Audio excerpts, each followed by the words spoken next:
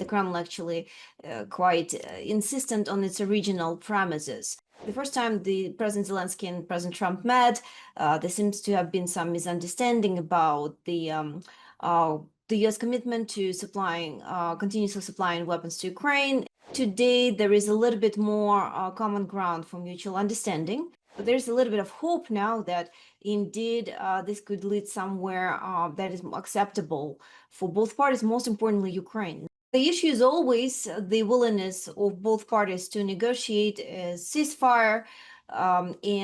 Basically, at this point, we're around 4 in these negotiations when the U.S. administration outreaches to the Kremlin, becomes optimistic about what's promised, but then it turns out that the Kremlin actually quite insistent on its original premises.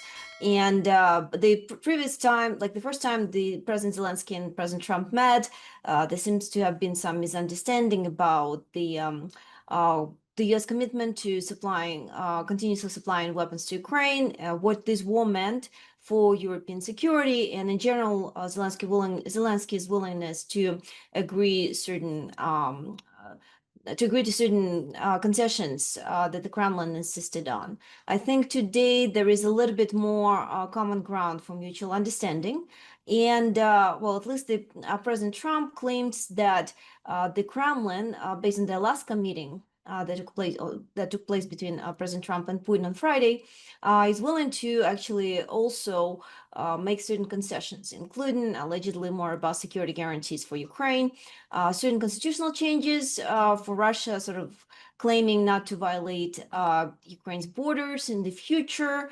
Most importantly, perhaps Western military deployment inside of Ukraine as the basis for future security guarantees that I think is of most interest to Ukrainian president, since this would be an alternative to the Article 5 in NATO, which is a non-starter at this point, but nonetheless probably would deter Putin more effectively than many other alternatives in case the Kremlin agrees to this. And this is the major issue that's still vague. We don't have a lot of clarity, given that there is no very clear indication from the Kremlin as to whether indeed this is acceptable. In the past, there's also some resistance from the Western allies to send troops on the ground in Ukraine, since potentially this can risk major escalation with Russia if Russia was to violate its previous agreement, as it did in the past. So there's a lot of ambiguity here, but there's a little bit of hope now that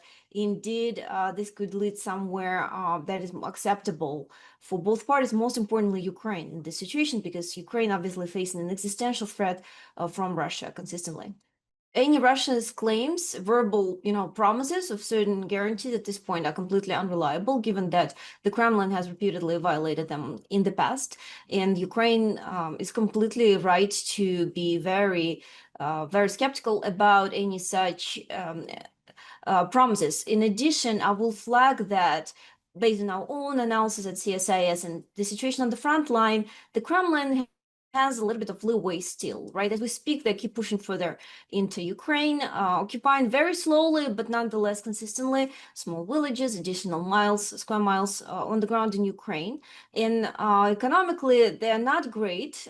They're potentially facing imminent recession, but nonetheless, this is also not a catastrophic situation for them. So that realization, that's very clear for everybody involved, sort of raises some, I think, justified skepticism as to how legitimately, how honest the Kremlin is really in these promises, given that potentially the real goal may be just to procrastinate this conversation, offering vague promises. Notice how President Trump has shifted from his original impetus on immediate ceasefire to now claiming that we need to negotiate a long-term peace agreement. This is actually something that Putin was promising from the start, and this is certainly concerning for everyone involved on the Ukrainian side, given that this potentially is what the Kremlin is trying to achieve, try to prolongate these talks. There's no point in a ceasefire. Let's talk about this major peace deal. In the meantime, Putin is gaining time to allow him to keep pushing on the ground in Ukraine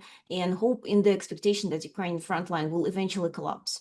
the bar is pretty low given the what we've seen in February, but indeed today's meeting seems to between President Zelensky and President Trump seems to have gone on a far more positive note, friendlier, some jokes exchanged, and hopefully some expectation of more mutual, basically more shared ground, more ground for mutual understanding.